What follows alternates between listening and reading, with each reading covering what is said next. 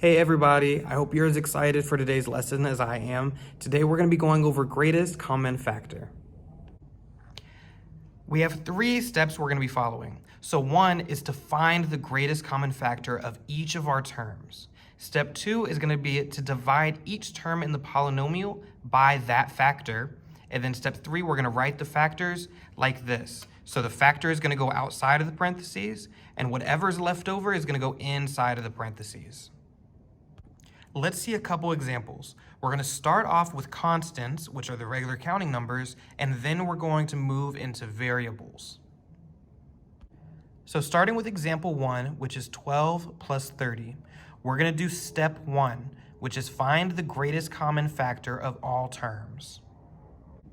So I'm going to create a factor tree for each of these numbers. So 12 and 30. 12's factors are 1 and 12, 2 and 6, and 3 and 4. So these are the combinations of numbers that multiply together to get 12. So 1 times 12 is 12, 2 times 6 is 12, and 3 times 4 is 12. Let's find the factors of 30. We have 1 times 30 is 30, 2 times 15 is 30, 3 times 10 is 30, and 5 times 6 is 30. So these are all the whole numbers that are factors of 12 and 30. So now we want to see which is the biggest number that they have in common. So I see in common they have 1 and 1, so that's a common factor. 2 and 2 are common factors. 3 and 3 are common factors. And the biggest one is 6 and 6. So the greatest, which in this case means biggest, the greatest common factor, so the factor that they both have in common, is 6. Step 2 is going to divide each term in the polynomial by the greatest common factor. So we have 12 divided by 6 and positive 30 divided by 6. So 12 divided by 6 is going to give me 2, and positive 30 is going to give me positive 5. So step 3 is to write it like this. So the greatest common factor, which is 6, and the parentheses on both sides of the resulting quotient. So our final answer is 6 times 2 plus 5. Let's do the next example. We have 56 plus 16 minus 36. So I'm going to take all 3 numbers and find their factor. So we have positive 56, positive 16, and negative 36. So starting with 56, its factors are 1 times 56 is 56, 2 times 28 is 56, 4 times 14 is 56, and 7 times 8 is 56. Let's do 16. We have 1 times 16, 2 times 8, and 4 times 4. Now let's do negative 36. We have 1 times negative 36, 2 times negative 18, 3 times negative 12, 4 times negative 9, and 6 times negative 6. And now we can just reverse all the signs. So we have negative 1 times 36 is negative 36. Negative 2 times 18 is negative 36. Negative 3 times 12 is negative 36. Negative 4 times 9 is 36. Negative 36. And negative 6 times 6 is negative 36. So what number is the biggest that all 3 have in common? So we have 1, 1, and 1. We have 2, 2, and 2. Then we have 4, 4, and 4. So those are the only 3 that all of them have in common. And the greatest is 4. So step 2 is to divide each term in the polynomial by the greatest common factor. So we're going to divide each of these terms by the greatest common factor, which was 4. So 56 divided by 4 gives me positive 14. Positive 16 divided by 4 gives me positive 4, and negative 36 divided by 4 gives me negative 9.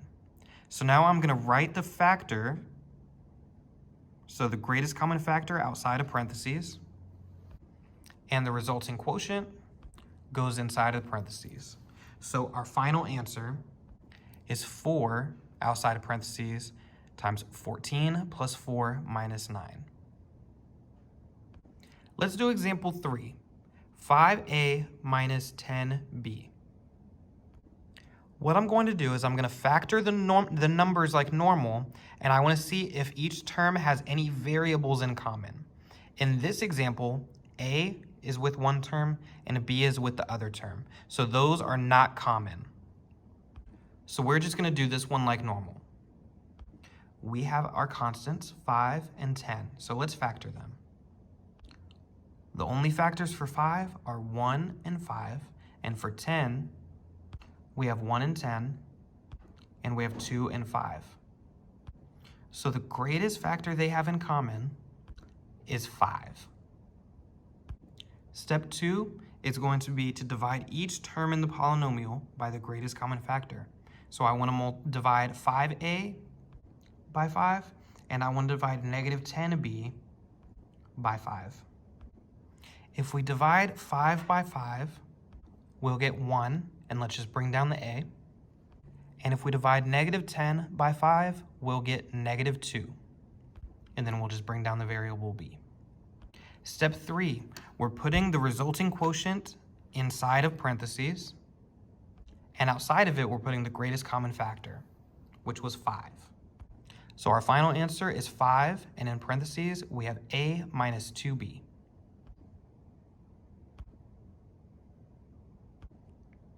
For example 4, we have 4xy minus 6yz. The greatest common factor that we're going to take out is going to be some combination of the coefficient, so a constant, and now we're going to look to see are there any variables that they also have in common, and that'll be a part of the greatest common factor. So the first thing I want to do is I want to look and see what variables do they have in common.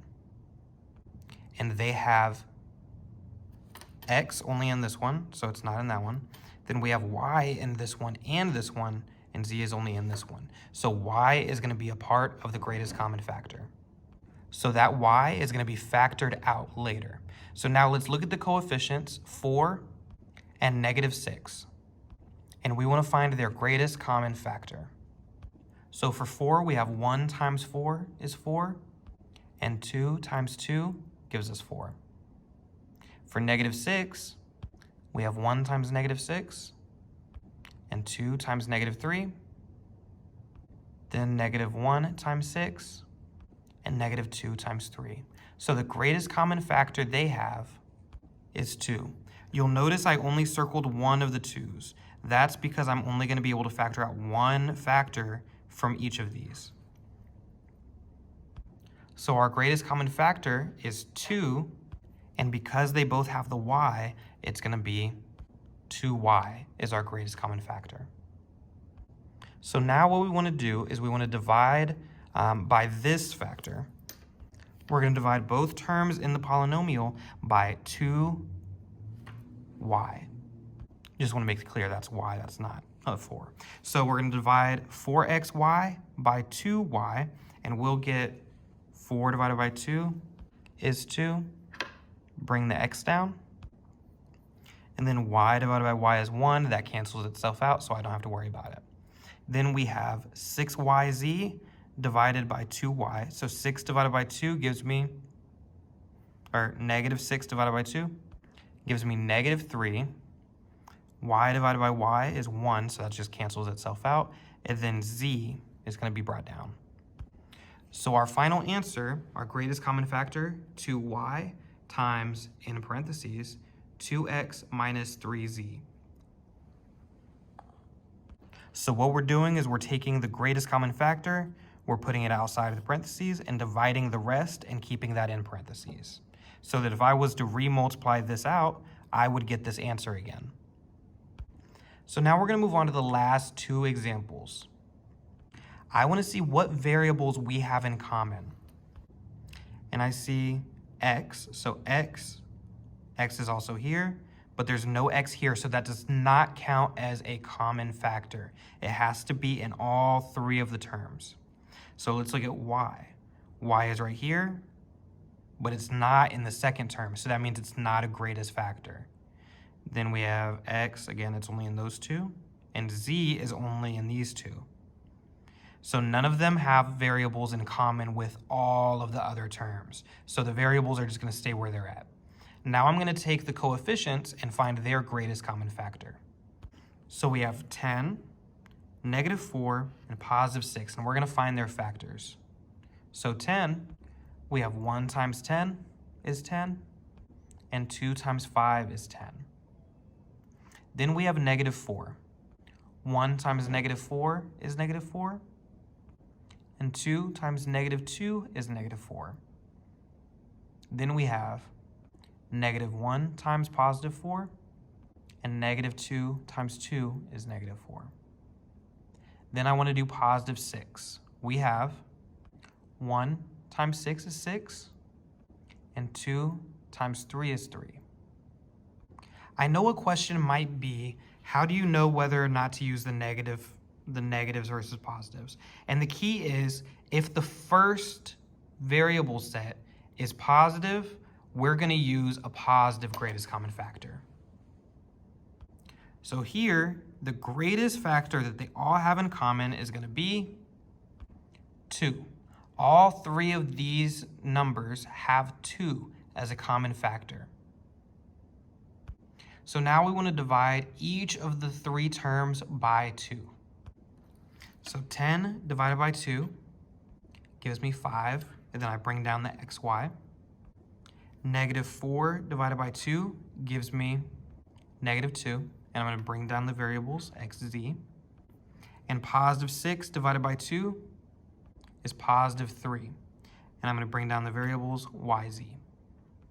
So now I'm going to put all of those in parentheses. So our final answer, 2 is the greatest common factor, times, all in parentheses, 5xy minus 2xz plus 3yz. And now our last example, we have 2x squared, 4x cubed times y minus 6x to the power of 4 z. So we have these three terms, 2x squared, positive 4x cubed y, negative 6x to the 4th power z. So what I want to do is I want to identify the biggest variable that they have in common if they do. So I see x squared, so x squared is the biggest in this one. Then we have x cubed, so x squared is in there somewhere, so x squared is smaller than x cubed, so x squared is still a factor. And then x to the 4th power. So x squared still fits in that 2 is smaller. So that means that the greatest factor that they have as a variable is going to be x squared. So I'm going to take that out. Now I want to use their coefficients, 2, +4, and -6, and I want to find their greatest common factor that's a constant. So for 2, our factors are 1 and 2. For 4, our factors are 1 and 4, and 2 and 2. For -6, our factors are 1 and -6, 2 and -3, -1 and 6, and -2 and 3. So the greatest factor that all three of these numbers have in common is 2. So that's going to be the coefficient for my greatest common factor. Now I want to divide all of these terms by my greatest common factor.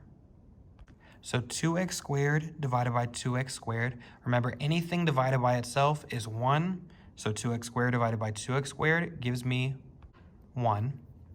+4 divided by 2 gives me +2. X cubed divided by x squared is just x to the 1st power. And then y stays where it is. Then we have -6 divided by 2 gives me -3. X to the power of 4 divided by x to the power of 2. 4 minus 2 is 2, so that's going to be x squared. And z isn't a part of that factor, so I'm just going to bring it down. So our final answer is 2x squared, and in parentheses 1 plus 2xy minus 3x squared, z.